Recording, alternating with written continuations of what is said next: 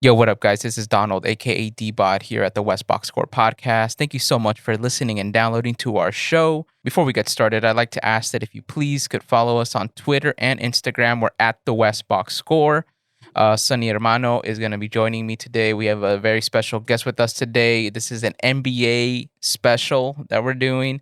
John's going to come with us, and he's going to talk to us about the NBA, the season, him growing up as a Knicks fan. It was really fun.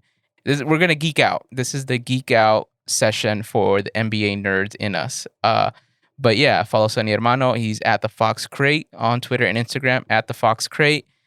Check us out on Discord, man.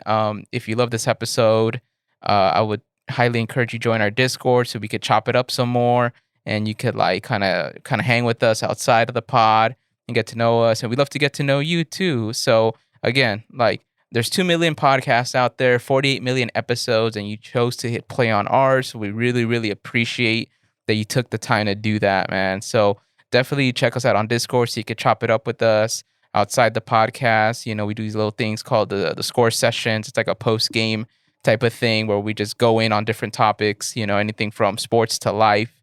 So yeah, we'd love to get to know you. Again, please rate and review our show. Give us 5 stars on Apple. Follow us on Spotify. Follow us on Google Podcast. And yeah, follow us on Apple Podcasts. Apparently, that's what it is now. You follow podcasts on Apple now. You don't subscribe to them, which is an interesting pivot from Apple. But they did that. So, you know, check us out there. Please give us a 5-star review. That'd be great. And, you know, check out Sailor's Brew Coffee as well. They're supporters of this show. You know, they make some amazing coffee based out of Pasadena, California. Delicious coffee. Let me tell you, it's like luxury status.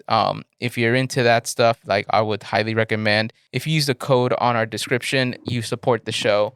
So help us out. Check out Sailor Brew's Coffee, helping you through the day storms. Save sales, everyone. Our listeners get 10% off using the code WBS10, as in West Box Score 10. And if you use the link in our description, you actually help us out here on the podcast, and we would really appreciate if you check out Sailor's Brew. Now, with all that outside, we're going to jump into this episode, so let's go.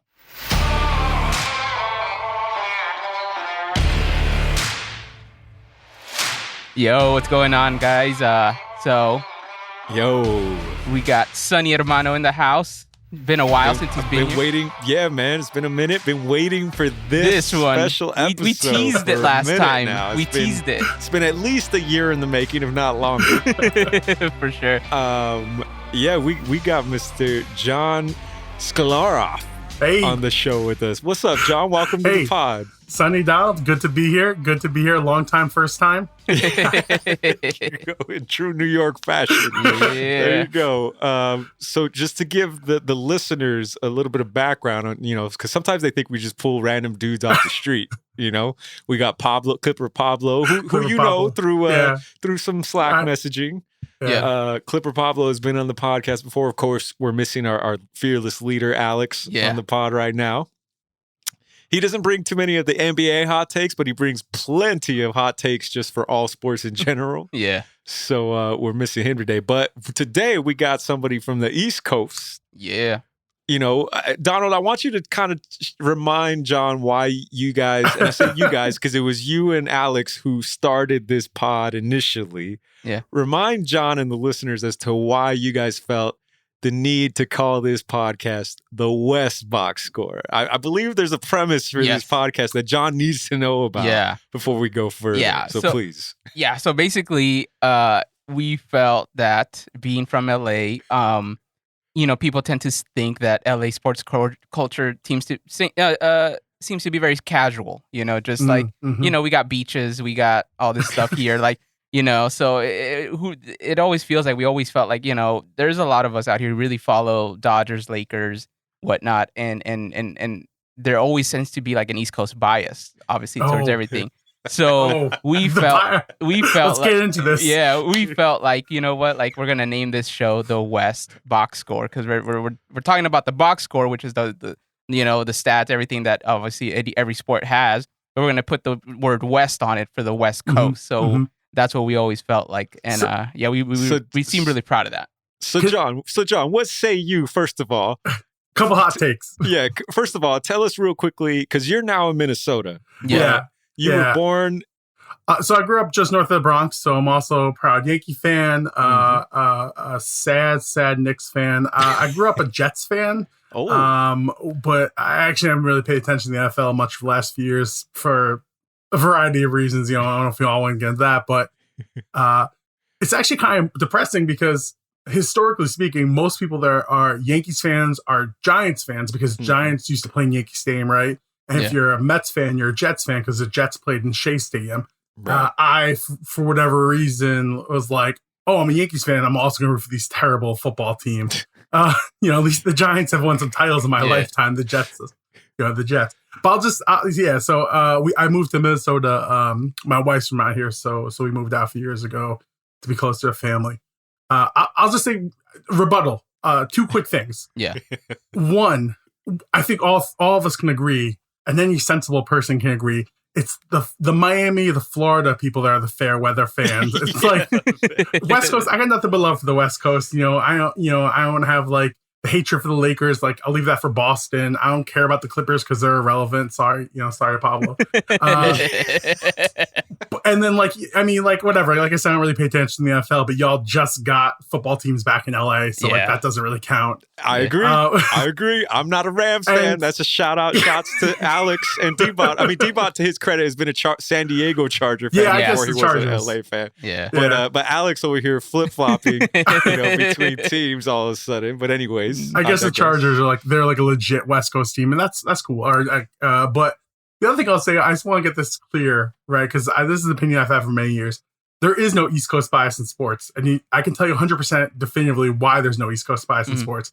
Because if I do want to watch a Monday Night Football game, it doesn't start till 9 o'clock East Coast time. If I want to watch an NBA Finals game, it's not start till 9 o'clock East Coast time. It's like if you want to watch a marquee matchup, you're staying up till 12, 1 o'clock easy. Even when I was a kid and the Yankees were in the World Series every few years, I'm in 5th grade. My parents go to bed. I'm like, it's the 3rd inning. What do you want me to do? I love how you're being modest when you were a kid. We're about the same age, I believe. And the Yankees being in the World Series every few years. They were in the fucking World Series every year, man. What are you talking about? I mean, it's been a few years since they've been there, so I'm just trying to stay humble. I appreciate that. But no bias. There's no East Coast bias. It's all West. It's a total West Coast bias. You guys get to enjoy the game and then have a night out. Yeah, D-Bot. So what do you mean by this whole East Coast bias? What's up with that, man? I don't know. I think we just felt that it always feels like we're always the team, or we're always the area that obviously everyone seems to be like, oh yeah, their fans never tend to be as hardcore as other fans in other areas of the U.S. and whatnot. And I think the only thing I could compare it to was I went to Chicago and I saw that everywhere you went, every bar, every restaurant, anything, they had sports on and stuff. And I'm like, yeah, see, this is the problem. This is the thing that we're talking about. Here in LA, you have to find out if a place has the game on and whatnot. And I think that little things like that I noticed. And this is where Alex and I were yeah, we got to figure out how we could flip the script on it, even if it is just on a podcast. So yeah. Well, I'll say this: let's squash the beef. Let's do it. Pac and Biggie couldn't do. Yeah. East Coast, West Coast, no love, no hate, all love. Yeah. But let's still rag on Miami and South Florida. For sure. Those are the fair weather. We do have a shared villain, right? I mean, you as a Yankees fan, I imagine you don't care for the Red Sox, the Boston Red Sox. The worst. Right? We hate the Boston Celtics. Oh yeah. Right? And I've been to Boston myself. I went for a Mariners Red Sox game. And fuck that city. Is all I would say. So there is a shared, communal thing here. And besides, like you mentioned earlier, we also just don't take the Clippers that seriously, which we'll get into. Yeah, whatever. For sure. But all right. So on that note, man, you mentioned, I mean, the whole reason, the main reason why we wanted to bring you on this first time was to put a nice little bow on what was the 2020/2021 NBA season that just wrapped up. D-Bot, since you and I last recorded, we were pretty much thinking the Bucks were going to, finish the deal. Yeah. They had just swung all the momentum, and sure enough, it was Bucks in 6. Yeah. as predicted by their fans. So, we wanted to bring John on because John always has all these dope, fire, hot takes in a separate message board that takes place, in the daytime when maybe we should be more productive doing other things. But there's like this healthy amount of feedback from different folks. And John always comes with the fire take. So we were like, we got to get John in to wrap up this season. So the first question, man, is what were your thoughts on the finals? What was your prediction? Do you remember? Did you have a prediction going into these playoffs? And how did it shake out? What were your impressions of the Bucks actually doing the damn thing? I can't believe I'm actually saying it right now. Like, the Bucks are the 2021 NBA Finals champs. Yeah. I don't know if I had a prediction going into the playoffs. It definitely would have been the Bucks. It's probably the Nets. Like, I mean, I think you just look at Brooklyn and it's like too much firepower. I think we'll talk probably a little more about them in a little bit. But going into the finals, at least, I thought it was the Suns. They were like, I know AD was hurt and Braun wasn't at 100%. I know, Murray wasn't there in the second round, and then Kawhi obviously down in the conference finals. But like the Suns, Chris Paul, point guard, dude does it, right? And Booker looks like the real deal. Ever since the Suns went 8-0 in the bubble last year, like that, he's like a legit all-around scoring nightmare of a player, and they're just clicking. And I really thought, and then especially on the East Coast, on the East side, Giannis went down with that leg. His leg went one way, his body went the other way. I was like, Bucks are gonna, or the Suns are gonna roll this, and so I was very surprised to see it turn out the way it did. But I think going into the playoffs had to be the Nets. I love how you gloss over this, though. If we really broke this down, or if we choose to break it down now, how many of those wins were actually against teams that didn't, like you mentioned, not only did not have a key player, arguably did not have their number one guy or 1B, I guess, depending how you look at AD.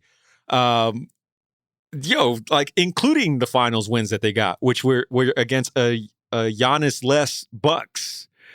The first game at least was, and then the second game was him kind of coming back, testing it out. I think he only put up 20 or something like that in that first game, only 20 in that first game. I don't know. I mean, to Clipper Pablo's point, if you go back to listen to that episode, he was part of his gripe was, are we really going to count this Suns chip as a legit chip if they win the whole thing, considering how many teams they faced that weren't at full strength, right?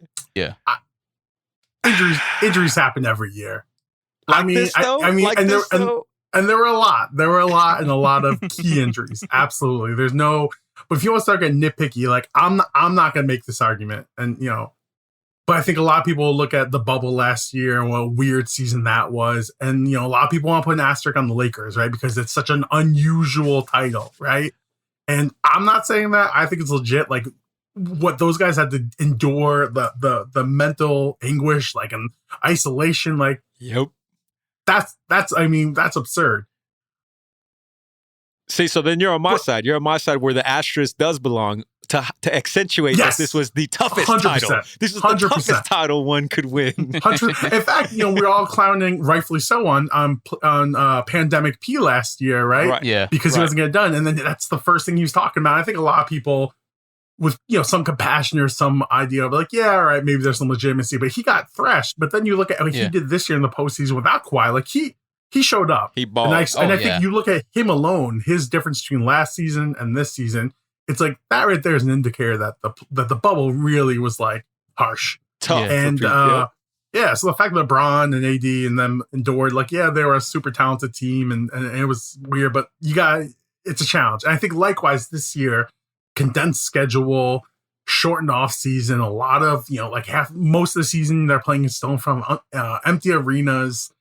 The Suns got a lot of help, for lack of a better term, getting to the finals, but they still were a team that played great together. There's no denying Paul and Booker's talent. Ayton. Yeah. I mean, that dude, I mean, I say he's 22, 23, like legit big man. Like he really showed up this postseason. Like that's a talented and deep team, you know? Aiden is the player that reminds me of Greg Oden in the sense that it's what Greg Oden was supposed to be, except and they both look like players that were like in their late 30s when they got drafted on the team. Yeah, Aiden and Greg Oden had that quality. Man, pour one out for Greg Oden, my man. Those knees. Oh man, but okay. So then, what the hell happened then, in your opinion, that they didn't pull it off? You know, they had all this momentum. They had D Booker, like you said, balling out of his mind. They were up 2-0.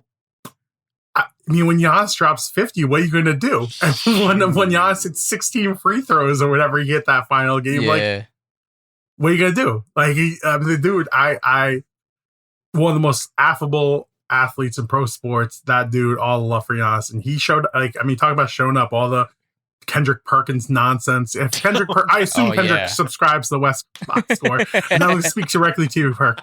That nonsense about Middleton being the Batman. Listen, Middleton's a great player. He's a guy that, like, he's gotten better pretty much every year of his career. All-star player, great shooter, great two-way player. But, like, that was all for ratings, all for headlines, all for clicks, because that was the most nonsense garbage out there. Come on. Yeah. Come on. You know, it's funny that you mentioned him because I feel like lately, especially during this finals, which, I mean, I don't know if you guys want to get into the off-the-court controversies that also happened.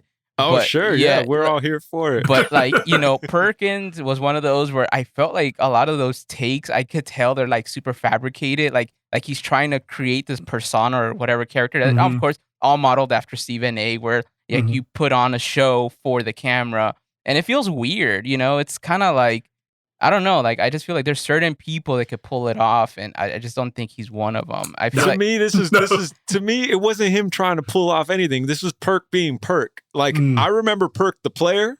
Yeah. And it was the same kind of shit. Like, acting tough, you know, he's all big and tough when KG's there, you know, stuff like that. And then you ship him to Oklahoma City, and he's still trying to be tough, but there's dudes who clearly aren't scared of him the same way. Are you saying Perk is Fugazi? Like Kenya Martin called Tim Thomas about it. Exactly. That's what I'm saying. I'm saying Perk knows what he's doing. It's absolutely for clickbait. It's a part of his persona. I think it's just like, let me bait this player into this so I can get a quick block off of him or something like that. It's the same thing he's translating in the media landscape now. You know, not to make this a podcast that we're like talking about how media works, right? I mean, that's a different show on the media, right? On the media. Shout out to On the Media. I do think that's just like, that's what ESPN's been going for the last 10 years. Talk about Stephen A. Donald. Like, that's of all the big personalities and everyone, he's the one they kept on because they want that guy. It's just going to get the headlines, get the people to tweet about him and blah, blah, blah. And I don't think Perk is necessarily good at or has the personality to pull it off, but it's the ESPN model now, and he's just trying to fit in, I think. But it is, he's just ridiculous. It's understandable, though. I mean, I totally get that. That's the direction the network wants to go in. D-Bot, you've pulled some of that clickbait shit on this own podcast. What are you talking about? You've been pulling some clips out here and posting some scandalous shit that will like some little sound bites. So I'm like, yo, we have some ESPN shit. It's all about SEO. That's right. Got to get a ratings pop, bro. So it's understandable, though. I mean, at the end of the day, right, it's entertainment, right? Isn't that what the E stands for in ESPN? So it is what it is. I totally understand that. It's just, I think what it is that, like, it's kind of confusing at times that, you know, a part of it is supposed to be journalistic. And then a part of it, it's not. And then as a viewer, you don't know how to differentiate each, you know? So, like SportsCenter is supposed to be the journalism part of this whole programming. And then First Take is supposed to be the not that, whatever that is, like opinion, whatever debate, barbershops thing. And I think as a viewer, you just don't know how to, you know, oh, shoot, when should I know what to look out for? You know, so that's where it gets confusing. I think that's just, again, not to sidetrack too much, but that's just a larger question than society right now, right? Like, you watch Joe Rogan podcast and it's like, which part am I supposed to take serious? Which part am I not? You know, if it's Joe Rogan, none of it. Right? But but except he will get occasionally a guest on there that's like, like a serious this is a legit person, you know, like.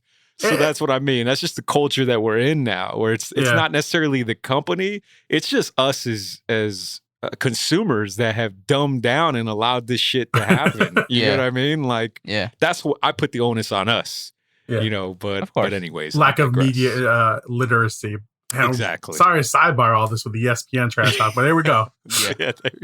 So, okay, but back to hoops real quick, because I was shocked when you said you really had no prediction, because if my memory serves correct here, there was similar to my Mariners. If we make the playoffs this year, we will have ended a drought. Knock on wood. Mm-hmm. There was a drought ended on the East Coast. Yes.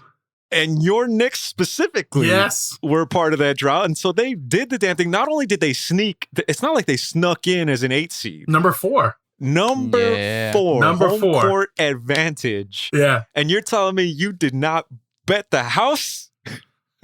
I mean, there's like what the heart wants, and then there's what the mind knows, right? And in my heart, they were going 16-0 in the postseason, right? Yeah. In my mind, you can't win a championship when Julius Randle's your number 1. And like, I mean, I'm not, we're not even going to debate which conference better. The West Coast is the Western Conference is better. It's like, we know that's not a question, but like, you still got Giannis and the Bucks. You still have MB in the Sixers. You still got KD in the Nets. The Nets. You still got Jimmy Buckets and the team that just went to the finals the year before. Yeah. The Celtics, which, I mean, talk about disappointment this year, but they still got Tatum and Jalen. Well, Jalen was injured, right? But they still have Tatum. Yeah. It's just there's and if you look at what the Hawks like finished the season when they fired their old coach and made Pierce their full-time coach, they went like 24-8 or something like ridiculous at the end for the last half of the season. And that's who the Knicks had to play in the first round. You look at that roster, it's like, a deep roster. I think the Hawks are going to be a team to watch for a few years now, All shooters there, man. Hey, I have a question about the Hawks. I have a question about the Hawks real quick. If Rondo had stayed on that team, does that change anything?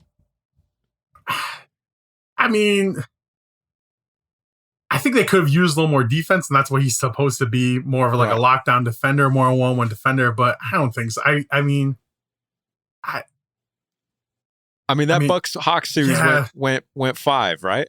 Yeah, with a hurt Giannis too. Yeah, with a hurt Giannis. Yeah, I don't know. I don't think so. I don't think it changes much. Like, I mean, are you asking like, does Rondo shut down Middleton? The Robin? Essentially what I'm saying. Does Rondo affect the game enough where Middleton's not going off like he did to close out that? I don't think so, because even if it went another game, went 7 or whatever, it had to go for the Bucks to close out. Like, part of the reason it even went as long as it did, aside from Giannis injury, although I think they won both games that he didn't even play, is that Drew wasn't shooting well at all in that series. And then in the finals, he turned it on. So like, he's certainly capable of taking on a lot of the offensive load. So if like theoretically 34-year-old or however old Rondo is like shutting down Middleton, it still opens up Drew and, it leaves PJ Tucker open in the corner, and the Hawks have, other than that, they still have nobody to play defense anyway. So I don't think it would have been enough to stop them. Fair. I just wanted to ask, since we were on the topic of the Hawks, and again, this is what happens when you get somebody like John that could talk hoops with D-Bot and I. It's like, quick question I just thought about. But okay, going back to your Knicks though. Yeah. So did you think they overachieved? They achieved exactly what they were supposed to achieve, or way over? Okay. I mean, Julius Randle turned into like, I'm gonna try to be modest about this. Turned into like poor man's LeBron. Like, the guy would have the occasional triple-double. He's dropping like 28 points a game. He's just like grabbing rebounds. He's playmaking. Like, he's doing all the things on the court that like he's just never done as a player, which is wildly, just beyond belief. The other thing too is like, you look at, he literally led the league in minutes, right? And that's because, as we all know, Thibodeau grinds dudes, bodies to the ground, which was why I was scared when they hired him. He knows what he's doing, but he works with a short bench and just grinds dudes. I will say I was pleasantly surprised with RJ Barrett's development this last year. His rookie year was a tough rookie year. It didn't help that like when Zion was healthy last year, he was a monster, and it didn't help. Yeah. That who's that? Ja Morant. Ja Morant. Oh yeah. He had a tough rookie year, and I was really impressed and really happy to see him really develop as a shooter and the defender this year. Yeah.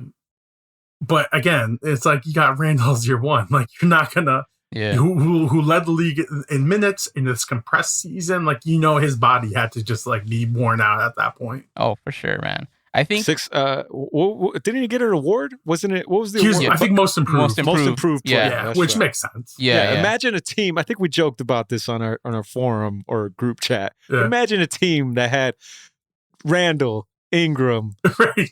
Jordan Clarkson, D'Angelo Russell. I'm thinking of a team that had all of those. If only there was a team that had all those players. All those Donald, pieces at once. I can't think. Can you help me out here? You know what though? They got that chip last year, right? Like exactly. they dealt. And I would do it all over 100%, again. 100%. Exactly. Nothing's guaranteed until you get that ring, and they got it with AD. Even though Anthony Davis continues to revert back to the injury history that has plagued him his whole career, he's brittle. We got the one chip, and that already made it worth it. As far as the trade was concerned, in my eyes. What do you think, D-Bot? Yeah, no, exactly. I think it's like I agree with the way Jeannie Buss phrases it, or how she phrased it in that one, in All the Smoke, where she said, luckily, LeBron's the greatest Laker of all time. Yeah, on top of it. That was another one. That was a bad take. But she said, luckily we had the assets to be able to get AD. And I was kind of like, oh, that's interesting. That's a nice way of saying it, because you did have to like dump off all these guys that were supposed to be the promising guys out of like basically all these first round picks throughout the year. So yeah, it's kind of funny, but yeah, I would definitely do that again. And I think I bring that up because as a Laker fan, watching somebody like Julius Randle essentially lead the Knicks to, I don't know if it's the promised land, but the land not quite. the land that Knicks fans feel like they've been wanting to get to, at least taste, was like bittersweet because it was like, oh, that's dope, man. Because he did it in a big city. Did you feel the same way when D'Lo, when it was on the Nets and that was a team that was like a lovable team, like he was like the emotional leader. Like same kind of thing, like they were playing well. Where it was like, we affectionately refer to them as baby Lakers because that's what they all were at a time, at a point during the dark era. The dark era, exactly. Again, this is us, crying over spilled milk. Yeah, like it's all relative. It's all relative. We're so spoiled as Lakers fans. But yeah, even Jordan Clarkson, right, balling with Utah, 6th man of the year type of recognition, and it was like, yo, get yours, Jordan. Like Brandon Ingram, love to see that with that guy, all-star. Like for me as a Lakers fan, it's like, oh man, all our baby Lakers. Like I didn't hear you praise Lonzo. Who? The thing with Lonzo, to me, I feel like just like how you made that comparison with RJ Barrett, I think that's probably the good thing sometimes about getting a guy like in the first round in the top as a lottery pick and whatnot. That like I think sometimes it's better if they don't get that shine because then you get the case of Lonzo.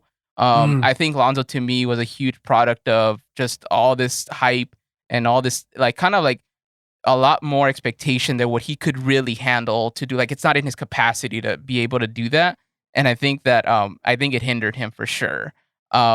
Because and I think it's funny because I see now like all the Laker rumors about like, oh, like now they're throwing Lonzo's name as a potential point guard to come back and all that. And I'm just like, and I think that ship sailed, but I feel like at the same time, like it sailed a lot. A lot of it had to do with just how he came to the Lakers and just what was expected and everything. And I think it definitely messed them up because it was definitely a mental thing.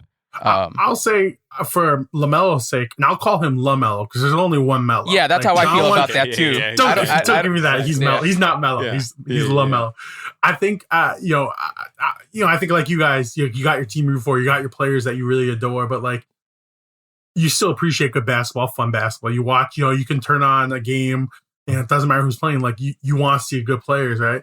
And so I'm happy to see LaMelo, have flashes of excitement his rookie year. And I think it really helped him, right? That he went to Charlotte and, LeVar didn't have this big stage and he didn't have the bright lights and maybe a little bit, not to say Lonzo's a bust or whatever, but like, I think because he didn't quite live up to the hyper expectations from day one, people are maybe a little easier on LaMelo, even though he was the number 2 pick in the draft, or 3 pick in the right? Yeah. And so like, I think that really helped him. It was like it's a quieter place, let him just kind of develop and grow and be his own dude and like have his own team. And I think that really was a good thing for him. Hey, at this point, since D-Bot brought up the rumors, because I've read them as well of Lonzo being thrown in possible, trade deals to come back to LA. I'm giving Lonzo the Giannis treatment, meaning like if we can sign him because it means we're going to get LaMelo in 4 years, then fine, let's do it. I'll sign a ball brother just to get LaMelo. Is that why the Lakers have? Was it Kostas or is Kostas on the? Oh yeah, Kostas. We just cut him. I think they just released him not too long ago. Giannis, we had Kostas. Giannis got the supermax in Milwaukee, and the Lakers and it was like, we don't need you anymore. We need you yeah, exactly. It's exactly that. It didn't work. It didn't work. I'm down to do the same exact deal with Lonzo to see. You got to fish sometimes, man. Yeah, man. They got another one too, LiAngelo Ball, right? He's coming up soon. Well, yeah, no. Yeah. I think the last report I saw, he was going to be in the G League or the Summer League for Charlotte. Okay. Yeah. So I feel like if that's true, I'm like, okay, then this is what Sonny was saying. Sometimes you grab the brother to kind of see how you can leverage and whatnot. Keep everybody happy. Yeah. Okay, so let's talk more about your Knicks though, and then we'll also talk Lakers here. Then let's talk it. Let's get into it. You guys got there. You finally ended the drought. Mm-hmm. Of course, it was a quick quick exit at the hands of the Hawks. Who, all due respect and of Trey, again, talk about appreciating good basketball, and that dude, I love him as like the next NBA villain, like the bowing, the bow, the little shimmy, the whole shivering. Yeah, he knocked my team up. I love it. I love it. So what did the Knicks? You as a Knicks fan, diehard. What are the Knicks? What are the pieces? Are you guys a piece away? Are you 2 pieces away? Yeah. I mean, you keep talking spicy about how like they need to sign, Steph or whomever, like whoever the best available player is. You'll throw these wild trades in the trade machine, and you'll be like, "I made it work." Listen, all I'm saying is we're getting Dame, and then we're winning the title. No, I mean, yeah, I would love Dame if he's really available, if he's really on the block. That's the dude. Obviously, give Portland 8. Give him 5 first-round picks and like 5 pick swaps, and give him Obi Toppin, who's a terrible draft pick anyway. But don't tell the Blazers that. Give him Obi. If they gotta give him Quickly too, I really like Emmanuel Quickly, rookie from Kentucky. If you gotta do that, give him to. I don't think it's actually happening. It's really I don't think it's possible. That's the dream. Because this is killing me, by the way. This is killing me. What I'm seeing right here in real life is there was a year that the Lakers were used as bait for like free agency, where everybody was rumored to go to the Lakers, and then we ended up with nobody, right? Yeah. At the time, I called it, they're giving us the Knicks treatment. Yeah, dude. Because it feels like for the last decade and a half. Yeah. The Knicks have been the team that has been uniquely positioned every offseason to get that one superstar. They had the cap space for LeBron when he went to South Beach, Yep. Yeah, they had for there was a Sports Illustrated cover a couple of seasons ago. It was like KD, Kyrie, and Zion on the cover, all the Knicks jerseys. Like, yeah, right. Everyone wants to play at the Mecca. Everyone wants to play MSG. You're still here. I could see it in real time. You're just optimistically like, give us Dame. And it's... That's what I want.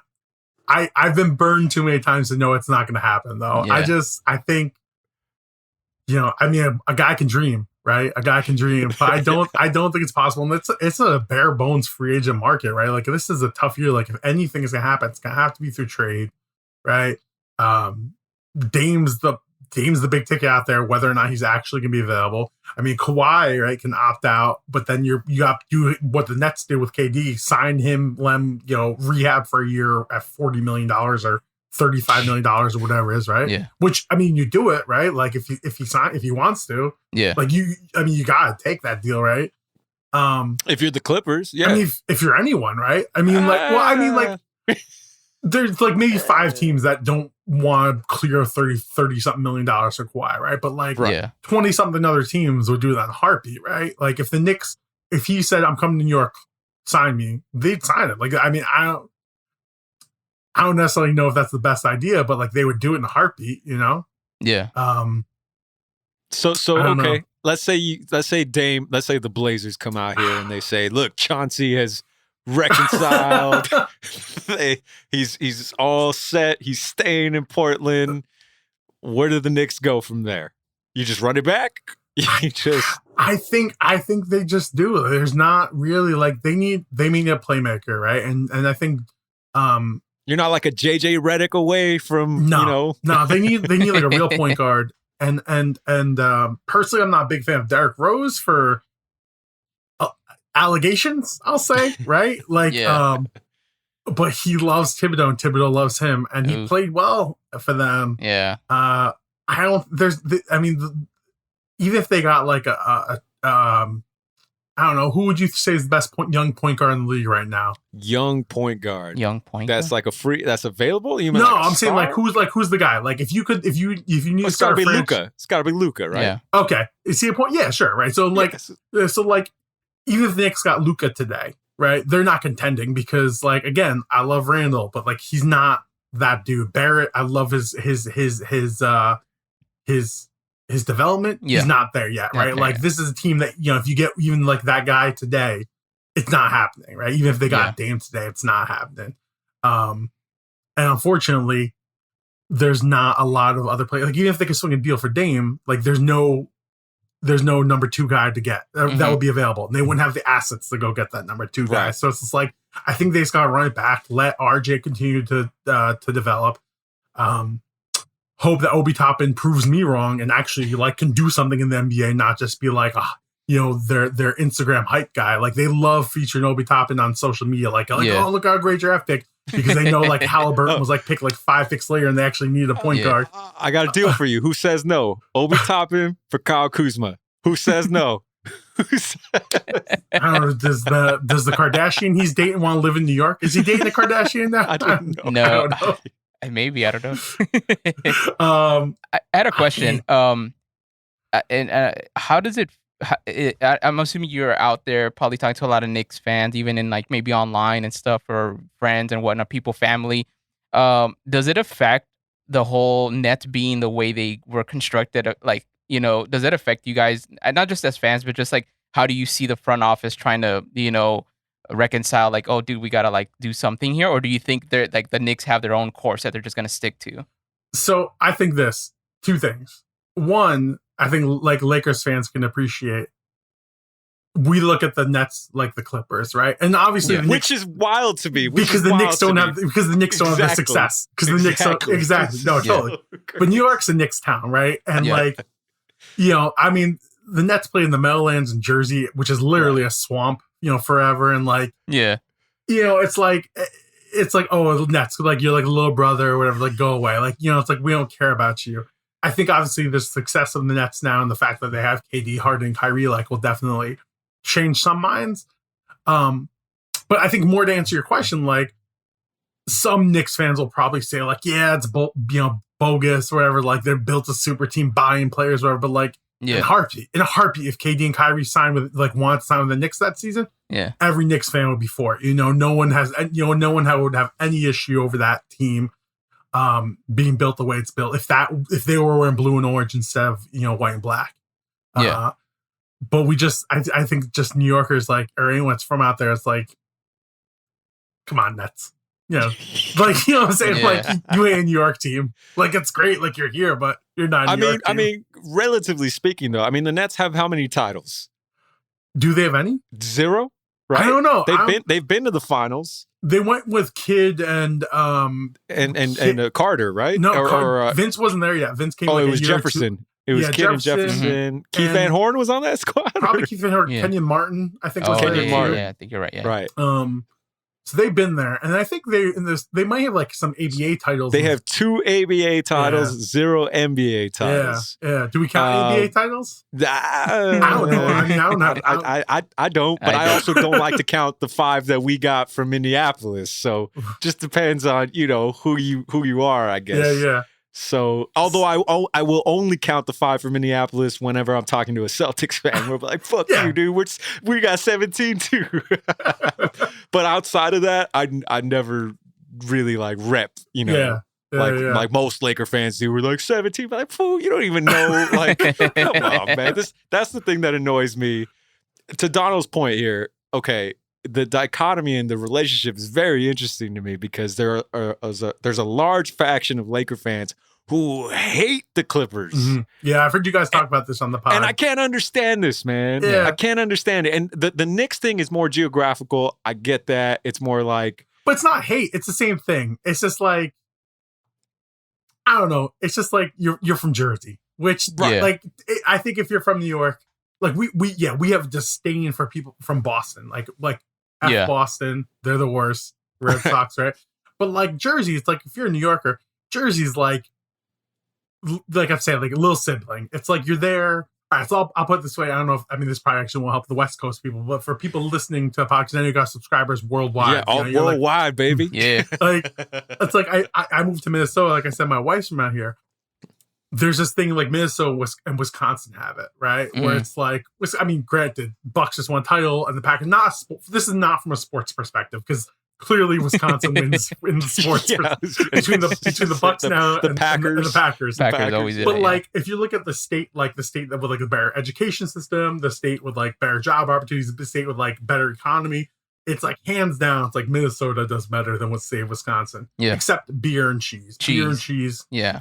Wisconsin. Got the best cheese. But there's like this mentality here. It's like Minnesotans can make fun of Wisconsin, but like if you're from like Chicago, like F you. If you're from like the coast, no, like Wisconsin's ours to make fun of, right? And I think in the East Coast, it's the same thing. Like New York, New Jersey, it's like we'll look after them if somebody from like Chicago or the West like wants to come after New Jersey, but when it's between us and them, fuck Jersey. You know what I'm saying? Yeah. And so there's that attitude, but it's not like I hate. You know what I mean? Yeah. Now imagine if somebody else was in New York and you were like, fuck that team as well.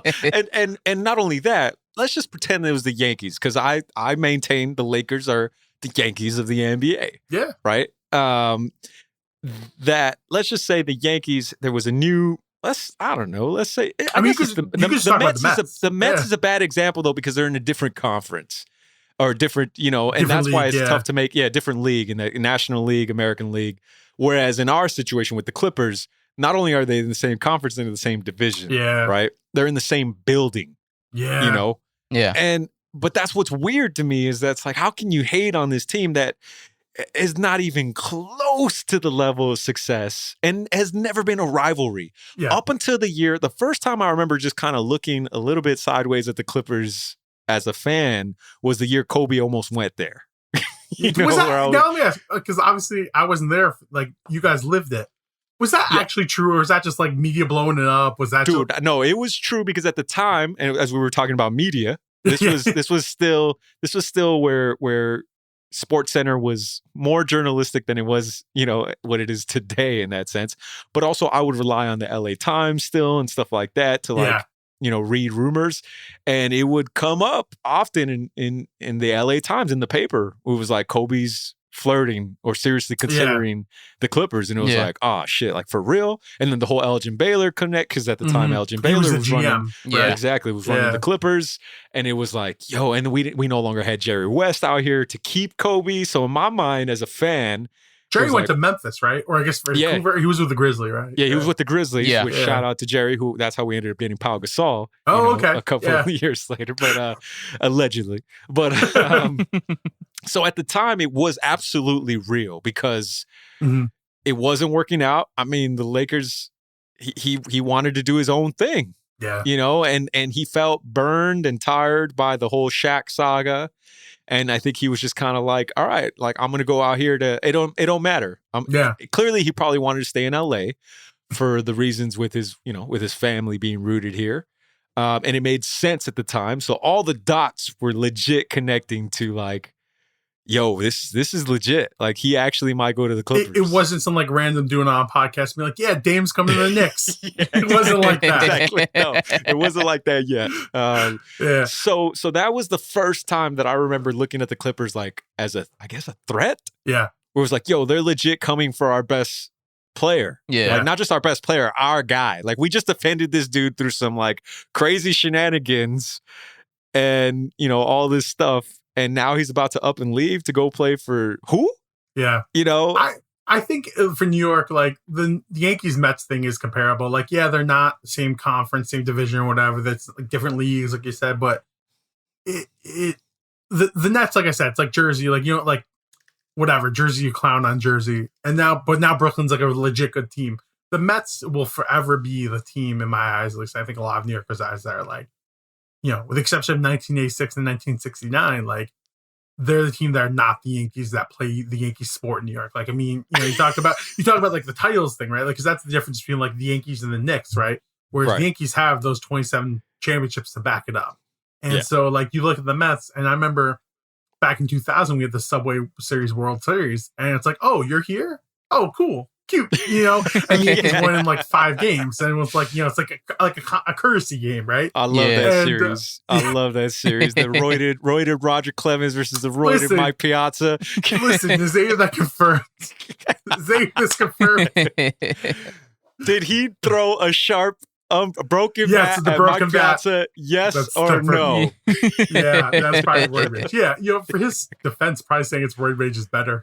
Yeah, exactly. But sorry, I didn't mean to interrupt. So the analogy. I think that's the comp. I think that's the way to compare it. It's like you have one team that's historically super successful.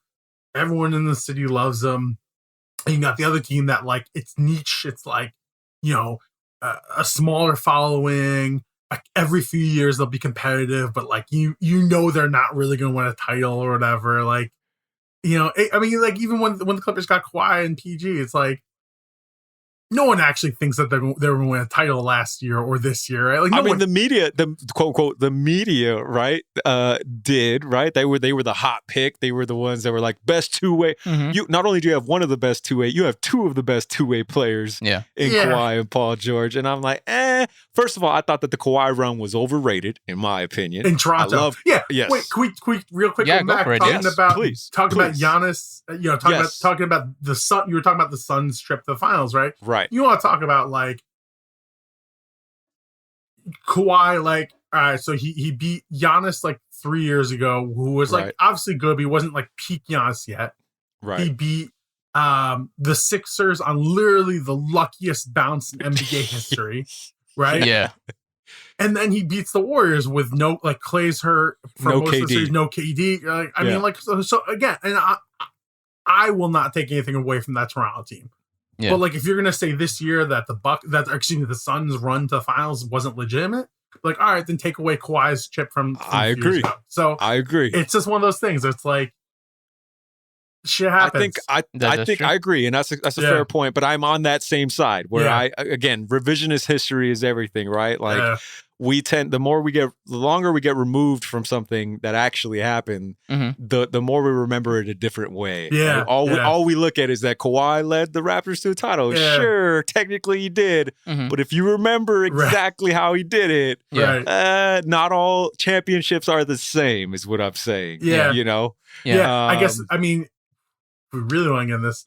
The Lakers beat like old man Reggie Miller and a bunch of bums on the Pacers, right? Yeah, it happened. And how about the series? How about the series against the Kings? That that should have gone the other way. Egregious, called game. They beat Jason Kidd and a bunch of bums, essentially. A bunch of like third tier players, and then they beat. But you're talking about what was the weak ass Eastern Conference. We still had to run through the gauntlet. The East is still inferior, but like that Eastern Conference, the early 2000s. Was garbage. Like Jordan left, there was a void.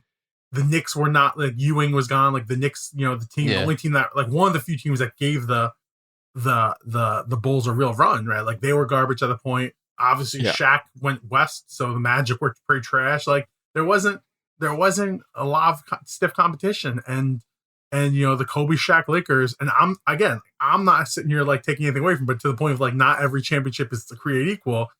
You beat that bum Pacers team.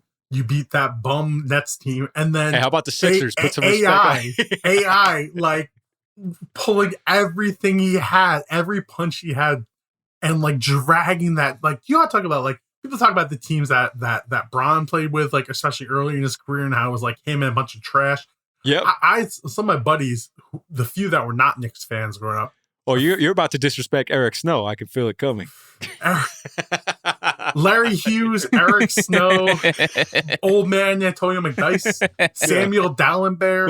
Was Vin Baker on that? I forget. Not Vin Baker. Baker was on the Bucks, I think, probably. On the Bucks at the end. Yeah. Like there were some like Matt Geiger, I think was the name of a dude that played for them.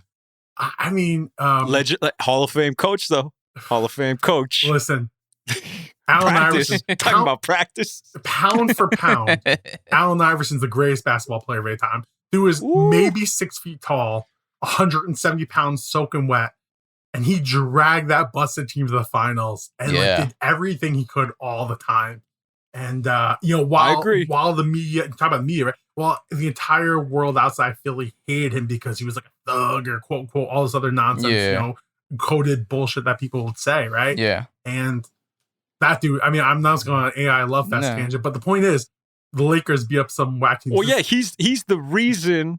He's the sole reason why we're not the greatest team of all playoff history. We would have gone 16-0 if it wasn't for AI. Was that the game he stepped over Ty Lue? Yep, yeah, exactly. Yeah. And you know what? I wasn't even mad at it at the time. Like, there's definitely a revisionist history on AI now, and I think it's just like now we realize like how overblown all this stuff was about his image and whatnot. And it's like, yeah, dude, like he definitely was a baller, and well, he was ahead of his time. They weren't ready for it. Yeah. That's they weren't ready for it. You know, so it's insane. No, 76er. But yeah, no. I think going back to he did play with the Nuggets at the end and the Grizzlies, but he had no chance. The Pistons, I think, was his last team right before. Going back to Kawhi, I think the reason why there's so much value in him in terms of like how he's seen is, I think it just has to do with the fact that the only 2 titles he won the Finals MVP for. And for whatever reason, they put a lot of weight on that. And they're like, yeah, this is why this is the dude that is coveted or whatever. And I think I can't point it to anything else outside of everything that you've already described, all the lucky bounce, everything. It's all valid. But then like at the end of the day, when they win the title, he gets the Finals MVP. And then it's just like, oh, okay, well, I guess, guess this guy has to get like a max contract now, so it's just Kawhi is great. Don't get me wrong. I don't want to turn this into like a Kawhi slander, but I just feel like, again, and I think I mentioned this in that chat, he went from being one of the most underrated players to one of the most overrated players. I think that's a great way of putting it. That's true.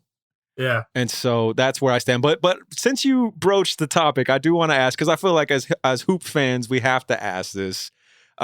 Greatest player of all time, top 3. In your opinion, as it stands today, of all time, and defend your list. All right. So you want me to throw 3 out there? Yeah, go from 3 to 1. All right. Keep us in suspense here. So I just did say pound for pound, AI was the greatest ever, but I'm not gonna put him on this list because like, he didn't get all the accomplishments. And again, like I just sat here and trashed the garbage teams he had. And also like I think pound for pound, like, he was, pardon to Damon Stoudemire, but he was Mighty Mouse, right? Like he was like everything, but he wasn't quite that guy, right? Just because of his size and because of the hardbacks, the fallbacks. But I think if we're gonna go 3-1, I think 3, and the people in Minnesota would be mad at me say this, but Tim Duncan. I think they got that. I think they got that KG love over Timmy. Ridiculous. By the way, if KG is somehow viewed by any fan base. I think that's fair. I think Duncan though, like obviously, like I mean, the credentials stand for themselves. Like 5 rings, 5 chips, right? Like the guy just consistently greatest power forward great. Of all time for sure. Greatest power forward of all time for sure. Consistently great. He's a dude that like those Spurs teams, you could say like ended the Lakers dynasty in a way, right? Like when Kobe and Shaq were breaking up, it's like when the Spurs, I mean, they already won a chip. They beat the Knicks in the lockout season, right? Yeah. But I think after that, it was like, okay, now it's the Lakers league for a few years. And then the Spurs were like, you know what, maybe not. And was it this? I think you're giving the Spurs a little too much credit and not enough credit to the dysfunction that was Shaq and Kobe's relationship. Listen, the Shaq Kobe should have won 10 rings together. They should have. Yes, they should have. But anyways, go on. I think in lieu of that, the Spurs just dominated so much. And I think one of the things about the Spurs, like, I mean, like this sounds probably cliche at this point, like talking about Duncan's personality, like they were so understated as a team. Like, we're talking like that year the Warriors won 73 games, right? Like didn't the the Spurs won like 67 or something like absurd like that, right? Like, and it's like people didn't even see it. Like, obviously the Warriors are like doing something historic. Yeah. But like, it's like they just like for years. It's not like a 5-year run. It's like talking like a 15-year run. The Spurs were more than 15 years, right? Spurs are great, and that's because of Duncan. Like Ginobili was great, Manu was great, young Kawhi was great, like right, like all of that, sure. Yeah. But Timmy was the backbone of that dynasty. Yes. And they won 5 rings, and so I think he's just like you gotta put him up there. Yeah. So he's number 3. Who's number 2? Jordan. Nice. We got it. We got a hot take right here. Do I just make the case for why LeBron's number 1, or do I have to talk about why Jordan's number 2? Let's get to it then, because my assumption was it was gonna blow my mind. First of all, if you had freaking Willis Reed as let me tell you about Detlef Schrempf. Listen, I just think like obviously Jordan's Jordan, right? People are wait, how much of this is you being a Knicks fan and hating on Jordan? That might play into it a little bit. But I just think like I said with AI, like, you know, LeBron, those early years, he just like, come on, like who was that little point guard, the short dude, the point guard he had with him that was Boobie Gibson? No. I honestly forgot about Boobie Gibson. Deladova? No. Before that, I'm naming all of these different. Was there Williams as a point guard? Oh yeah. He played with the Lakers as well. Mo Williams, right? Williams, right? You know, he also like Bron, also like AI was inflicted with Larry Hughes as his like number 2. Like he just like those early years, he just didn't have anyone. And he still talk about dragging them. He dragged them to a finals against Spurs, right? And couldn't take it. And I just think of the dude, he's just played so many minutes and has been consistently great throughout the entire time. Like, there's not disrespect to Jordan, like, but he did take a few years off, right? And I think he was also obviously not the bully ball kind of work, bang down low that LeBron's turned into, or the constant attacker at the rim that LeBron has been his whole career. Like, LeBron has just put his body, he's just done things with his body physically that like should not be possible after all these years, That's true. And against competition that's like, you look at any NBA player today and those dudes look like the most jacked, chiseled dudes in the world. And that wasn't the case 20, 30 years ago, right? And they also played the game differently, though. They didn't call the game the way they do now. You're having me listen, I'm still in the Jordan camp by this much. And for those that can't see this because you're listening to this podcast, I'm literally like, you could barely see the air in between both of my fingers to tell you I'm splitting hairs between Jordan and LeBron at this point, but I'm giving the edge to Jordan. I'll say this. You saying like because they played different game, because like they could actually hack players back then, exactly. Right? Yeah. Speaking of those Knicks, Bulls rivalries. The Knicks did Jordan dirty. Yeah. But like, if I'm trying to think of like who's like if Boogie Cousins, right? I mean, maybe he's not the guy anymore because he's been injured and he's not now who he was, right? If Zion's hacking you, that's not the same as Bill Laimbeer hacking you. You know what I'm saying? Yeah. Like Zion would break your forearm if he took a swipe at it. And like, they were more physical back then, but they just, and it's not like a knock on these dudes as people, just the science, right? Like the training, the nutrition, just everything, whatever these dudes are doing today, just the tactical advantages that players have today, they just didn't have back then. Yeah. And so it's like, the game was played differently, but their bodies were physically different. And I just think that, like, in spite of the fact that LeBron is going up against dudes that are like equally as jacked as he is, or just immovable objects, and he's still able to do the things he's able to do. Yeah. I mean, Jordan had more finesse, sure, but like, you watch LeBron make plays today that you don't see anyone ever make. And Jordan, while he set the mold, there have been, Kobe did what Jordan did. D-Book, not saying he's as good. And yet Kobe's not in your top 3. And yet Kobe's not in your top 3. Well, I'm not saying as good, right? D-Book today, not as good, but doing the same things that Kobe did, same things that Jordan did. Yeah. Like there are guys that can replicate that style. No one's doing LeBron's done. Like, he's been in the league for now 16 years. And like I just mentioned Zion, like he's the closest. I mean, and he's not even the same guy, not even close to being the same kind of guy. And so it's just like, I don't know if in 10 years we'll have another guy like LeBron, whereas we've had guys like Jordan. You know what I mean? Okay, fair. I respect it. And Jordan never had to go up against a 73-win Warriors team with like KD and, you know, like one of the most prolific teams of all time. Come on. Well, they didn't have KD at that. Oh no, you're right. Time. That's right. Yeah. They called KD for backup. Exactly. That was the season before. KD came as reinforcement. Right. At that point. Right. That's the one that Cleveland won that year. Yeah. So you give Jordan no credit for taking that break and still coming back to dominate the same league, because like you said, he did take a couple years off. He owned the league right before he left, took the break, came back and showed them, I'm still your boss. You want the final nail? Yeah, what's the final? the fact that when Jordan wasn't there, Pippen led that team to 54 wins or whatever. I think the number was. Like Pippen, people don't. I mean, if everyone Pippen under a racist head coach, yeah, that was probably, you know, if you did you hear that take that Phil Jackson's racist? I believe he said that Phil Jackson was racist. Well, essentially, he didn't defend the idea that Phil Jackson was racist. Exactly. I don't know if D-Bot, did you catch that? No, but I did see that like there was a lot of hype around some book that he put out, and I guess he called out a bunch of different things or whatever. And it's funny, right? A lot of revisionist history happening now and from that era. It's crazy. You know, Last Dance and everything. It's crazy, man. So okay, so the Last Dance didn't for you. It was like, nah, he's still number 2.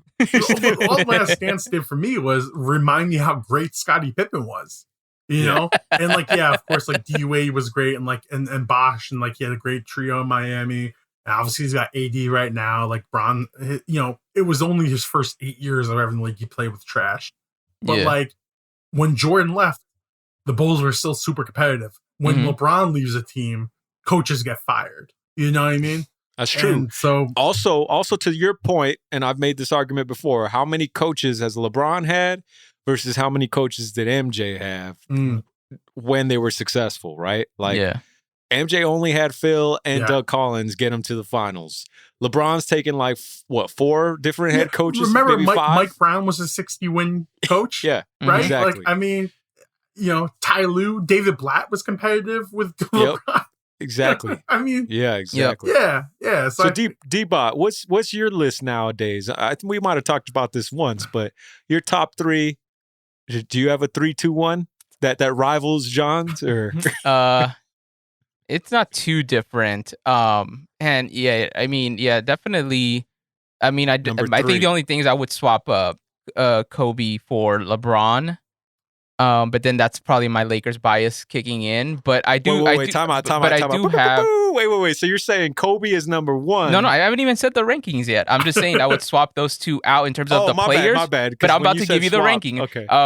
So Tim Duncan for sure, number 3. I've always loved Duncan. I always felt that like that was like a dude and it kind of brings me back to like Giannis, where it's like them winning it and seeing Giannis being as happy as he is just like so dope to watch. Like it looks so organic, you know what I mean?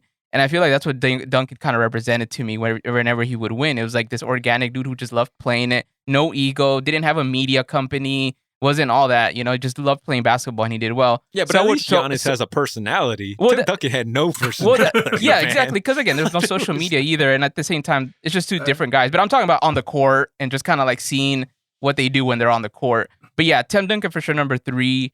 I would have Kobe number 2 and Jordan 1. That's the only thing. I still will always love Jordan, I think, above any other player, just because, again, I grew up like on that, in the 90s and all that was super huge for me. If it wasn't for Jordan, I think I wouldn't have paid attention to the NBA as much. But yeah, I remember even when as a kid playing basketball on school, like we'd always, you know, do the whole like, okay, who are you type of thing. And I was a fan of Chris Webber, so I'd be like, I'm Chris Webber and stuff, even though like, you know, the Kings weren't really much, but yet he was really good. but it was around that circumference of like that Jordan era. You know what I mean? Where you felt like, oh shoot, like you knew, and no one you like, want to be Nick Van XL? yeah, yeah, and that's the thing. Like with the Lakers, that whole team of like Nick Van Exel, Eddie Jones, like Sabalos, like that was the time that I started becoming a fan of the Lakers, and then like Kobe just solidified it all. So yeah, Interesting. Greatest draft trade in history: Kobe for Vlade. Oh, that's up there. It's up there. I got to think of others, but yeah, that's definitely top 3. I've always maintained, for people who have put Tim Duncan in front of Kobe, I always think that's valid. 1,000%. Take your Laker goggles off, folks. Like, Timmy did it in a small market. I know, comparatively, it's a small market. He carried the torch from David Robinson. He was that guy, like John said, for more than a decade. Like, I know Pop gets a lot of credit, but also, and rightfully so, but it's at the end of the day, it's the players that are going to take you to the promised land. You could draw up the plays, but these dudes have to execute. And Timmy was one of the best, in my opinion, the greatest power forward of all time. I remember Charles Barkley was one of my early favorite players as a kid. Like, that dude was Phoenix Suns Charles Barkley. With Thunder Dan Marley. Yep, and Kevin Johnson, KJ. And, yep. Yeah, that whole Suns team, I remember. That's why I felt very nostalgic this time around when they were back in the spotlight, because I was like, oh, I distinctly remember that year, 1994, I believe it was, Suns Bulls, and watching that on NBC. Yeah. Like, that was my first childhood memory of like, oh, I'm an NBA fan now because the Lakers aren't playing, but I'm still watching hoops and watching intently. The Barkley, was that the year he won his MVP? That had to be the year? It was, right? Yeah, it was. He was a beast. Yep, yeah. And Jordan beat those dudes. Yeah. I wanted to say, I kind of was hoping that ESPN would at least. I get that he's in the TNT camp, but I would have loved for ESPN to have at least kind of done a quick like, hey, let's talk to Charles Barkley, because like the last time the Suns were like this relevant and this good was you, and you're like a big media mogul now in the NBA space. I just thought that was such a missed opportunity by ESPN. Well, he predicted the Bucks. Yeah, but I mean, I'm just saying as an outside, like an SC feature type of thing. But yeah, it was funny though too that he did predict the Bucks, and when I saw that too, I was like, oh wow. But then I kind of felt like, does he just not like kind of care about the legacy that he left there or something? I don't know. He does care about the Suns, but I just think he's so far removed. Like, he's just an analyst now. Yeah, like he still has an affinity, obviously, for the Suns, but I think he's just like, I'm going to tell you my predictions. Yeah. One way or the other, which, to toot my own horn, he and I were the only ones to predict the Bucks from the jump. Yeah. I think I even predicted them before Charles did. Yeah, you did. You did. I believe it. And to Sonny's point, like that was my earliest memory of Charles Barkley too, was as a son, which is kind of weird when I see like a lot of videos of like him with other jerseys. I'm like, man, that's so weird. I only. Again, and it has to do with like Space Jam too, right? That's what it is too. So, oh yeah, do you want to talk about that Space again? Too? Do you want to carve out more time for Space Jam? We already. Oh man, what a terrible movie! No, I think all of us are a little too young for the Barkley Sixers days, right? Right. But I remember him finishing it out with Scotty with the Rockets. Yeah, exactly. That was supposed to be like the big four because the Dream was still there. Yeah, old man Clyde Drexler was still there. Yeah. And and it was Scotty and Charles. Yeah. Yeah, that was wow. Yeah, but you guys, I'm with you guys. Barkley's a son, always and forever a son. For real. I mean, so I'll just end that convo of the top. Well, you know what? I'm going to leave that as a cliffhanger. I'll get to my top 3 eventually, but I will say that it's similar to it's somewhere in between where the two of you are. I don't have Tim Duncan in my top 3, and I don't have Kobe in my top 3. So, yeah, those are. So, your top Bron, Shaq, MJ, is that? No, I don't have Shaq. His name was mentioned earlier. Eddie Jones. Number 6, Eddie. For me, it's Kareem. As the number 3 player. Getting all historical on us, dude. Player of all time. Yeah, I think it's when you talk about those kinds of like who's the greatest, or it's like we just said, like. The game LeBron's playing is not the same game Jordan's playing, right? Yeah. And then you take it 20 years, 10 years earlier, 20 years earlier. It's like what Bill Russell was playing was not the same thing any of those dudes were playing either, right? Oh, no. What Wilt was playing was not the same game. No. So it's like, it is hard to say, like, you know. Of all time is always tough. The modern NBA game, though, started in the early 80s. It was when Magic Magic, was doing this thing. was a So big late part of it. 70s, early 80s. Yeah. That to me is the beginning, the birth of the modern NBA. Yeah. Those are two different leagues. Yeah. Pre-Magic, post-Magic. Yeah. You know, so, and if you want to say just Showtime Lakers and from there on, like. Or if you're Bill Simmons, pre-Bird, post-Bird. Exactly. Bullshit. I'm with you. It was magic. You know what's funny about Bill Simmons is so I just saw. I have such a I love I love what he's built with The Ringer. Yeah. I love so many of those podcasts, but because of his Celtic colored glasses that he's had forever, there's always a part of him that I'm always like, fuck this guy. It's so much so that I was watching the recent documentary of Woodstock 99, you know, which I remember vividly like ingesting via subculture. Yeah. And the first thing that pops up is like produced by Bill Simmons. I damn near turned that thing. Yeah. That's how, even though I knew he had nothing to do, he was going to speak up as a talking head, but in 99, like they're going to fit something about like Antoine Walker in there or something. Exactly. I was waiting for it the whole time. I was like, where's the obscure Rick Pitino coach the Celtics in 1999 take or something like that? Oh, man. But anyways, okay, so then the last conversation I want to have, thanks for your time also, by the way. We could talk hours about this, but make us a 3-part episode. Yeah, exactly. Yeah, we might have to, man. We might have to bring you back because the since we're talking about GOATs, right? Mm-hmm. I want to pivot it back to the current NBA that we're in and what we just witnessed. And that's Giannis, as we mentioned, finally did it. And to both of your points, like I don't see how anybody, I mean, I think Bill's podcast covered this as well, and it was a valid point, and it's something that I thought out loud.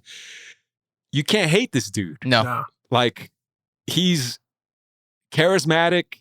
He's kind of got underdog elements to him in the fact that he's not from here. Yeah. Mm-hmm. You know, he picked up the sport late. Very humble beginnings. Very humble beginnings. Yeah. Seems like a family dude. Yeah. Obviously, his brothers play in the league. I still remember, to me, like when he met Costas at the airport last year. Yeah. After we won the chip. Yeah.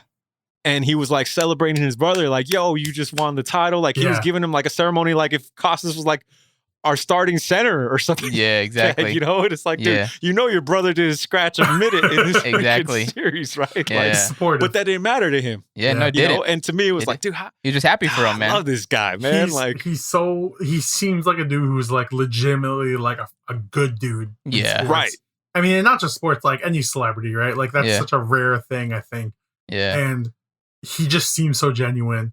And the fact that you have that off the court and even on the court, but the fact that he's lived up now to the basketball side of it. Like the dude dropped 50 in a closeout game in the finals. Yeah. And to me was like, oh shit, is this his league now? Yeah. Feels like it. You know, that's the question I posed to both of you. Is this the official handoff? John, you just spoke to your GOAT being the Keen, who's still, and as much as I love to hear it because he wears our colors now, you know, there's a part of me that feels like, he's not the Keen no more.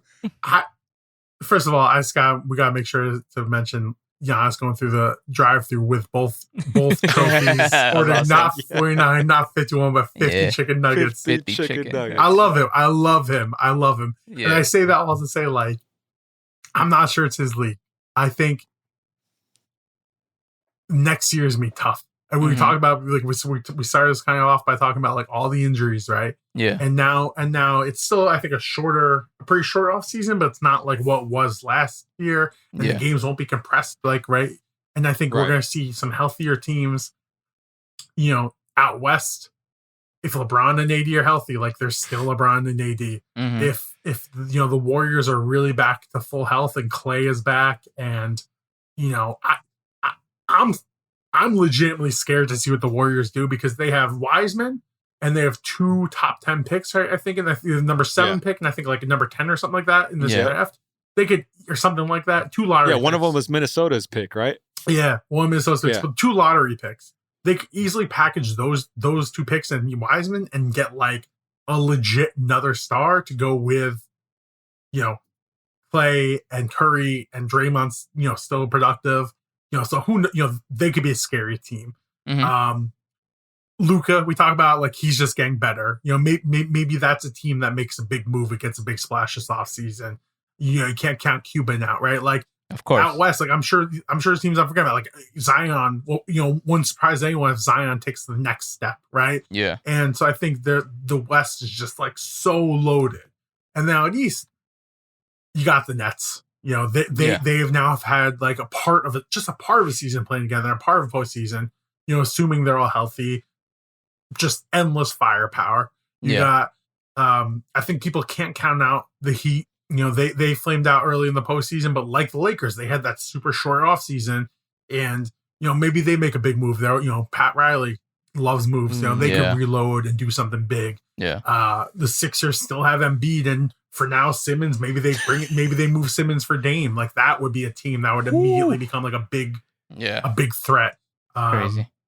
Tatum and Jalen. I mean, there's talent everywhere, and I love Giannis, but like one and done is what you're saying. There's one and done. I'm not saying that, but like there's no clear path in the East because the Nets more than anyone. But there's lots of competition in the East, at the top of the East, right? Like the top 5-6 teams. It could be any of those teams can make it to the finals. And then out West, like if you get to the finals, there's no guarantee you're going to win it because there's so many good teams out there. Do you think though he's now the face of the league? Or does that come hand in hand with what you're saying? Because you don't think the Bucks have a road to repeat this amount of success, he can't be the face of the league. And so therefore, does it default to LeBron again? Or does KD take, because we all know KD wants this mantle and has been wanting it. Listen, if KD keeps losing games in the Olympics, he's not going to be the face of the league. Like, they just lost to France. France? They lost to France. Frankie Ntilikina didn't even play. So like, how upset is that? Yeah, no, you can't be the face of the team, KD, or the face of the league, KD. I don't think he is, especially when he's like not even necessarily the guy on his team. Like obviously, KD's great, but like you got James Harden right there too, right? Like that's true. So I don't know. I if there's like a guy that's like has to be the face, if you have to have someone, I think it's still Bron. Until he hangs him up, and if the Bucks run it back and win a title, maybe that changes. But I think until he walks away, it's gonna be LeBron.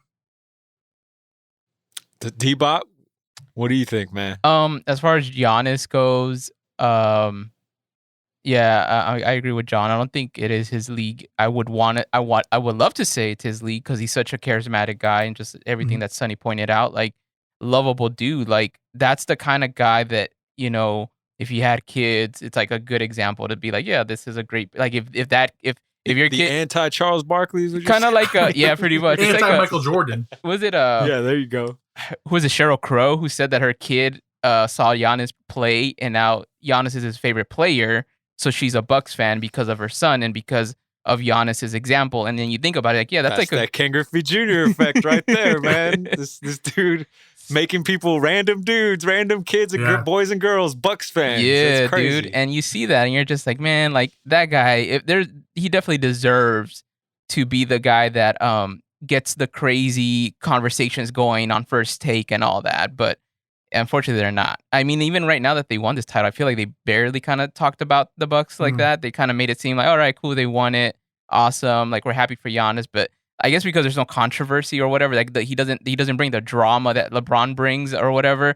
Like you can't really say anything. And then it's not like the Warriors where like because they have all these 3-point shooters, your conversations are about how do you go against this 3-point team and and all this other stuff. So like it's just kind of interesting because of the way the Bucks won it. But I think for the most part it's gonna default to LeBron. I don't know. The schedule hasn't came out yet, but I'm assuming I'm thinking Christmas Day we might see either Lakers versus Bucks or something like that in some variation where they're gonna want to plug them in or something. And disrespectful to the Suns. You would usually want to run it back on Christmas Day, but he's saying screw the Suns. We all know what it was, Phoenix. Everybody was injured. Yeah, exactly. And and it's just like that. But yeah, I would say I think it's still LeBron's kind of league. Even though I personally feel like LeBron needs help. Like I think for me at least, I've hit the point where I'm okay with admitting that LeBron just doesn't have the firepower he used to just take over. And unless he has help, it doesn't work. And that's just that's just the reality of it. And I don't think there's nothing wrong with saying that when you're 36 years old and stuff. That's just you don't have faith in Dennis Schroeder? no. All right. So if I heard this correctly, and all the listeners can hit rewind, this is exactly what I heard. Giannis cannot be the face of the league until 3 years from now, when he asks for the sign and trade and he wears the purple and gold, baby, because that's what we do. We sign former Bucks players like Kareem Abdul-Jabbar and we bring him to the purple and gold, and then he can become the face of the league. Yeah. And it's a happy ending. Direct quote. Direct quote. You get the statue outside at Staples. So on that note, we'll put a pin in this conversation for the 2021 wrap up. John, thanks so much, man. Thank you. This was a lot of fun. For hopping on. Yeah, we're gonna bring you back, man. We're gonna talk baseball for sure. Okay. Next with you. But yeah, man. D-Bot, do you got anything to plug or anything we should follow know us about? on Twitter and Instagram. We're at the West Box Score, or at West Box Score, I should say. Follow Sonny at Fox Crate. I believe there's some episodes coming soon. Eventually, there's episodes coming. Tune into the Fox Crate. Yo, you got to get John on the Discord. Does he know about that? I don't do the Discord. I shut down a lot of my social media. Yeah, actually, me too, man. Before the last presidential election, I just got an Instagram. That's all, just pictures of my dogs and stuff. Yeah. I just say that I'm saying Discord like I know what I'm talking about. I just learned what it was from Donald and these boys like 3 weeks ago or something. Yeah. Well, John, is there anything you want to plug? Subscribe, like, and subscribe, and give 5 stars to the West Box Score. Nice. Other than that, go Knicks. Screw Boston, right? Common enemy. Yeah, Nice. That's right. Nice. That's why I got a plug. Hate Yeah. Boston sports teams. That's my plug. Just hate Boston more. Nice. All right, cool. Well, for John, for D-Bot, I'm Sonny. Peace. Later. Later.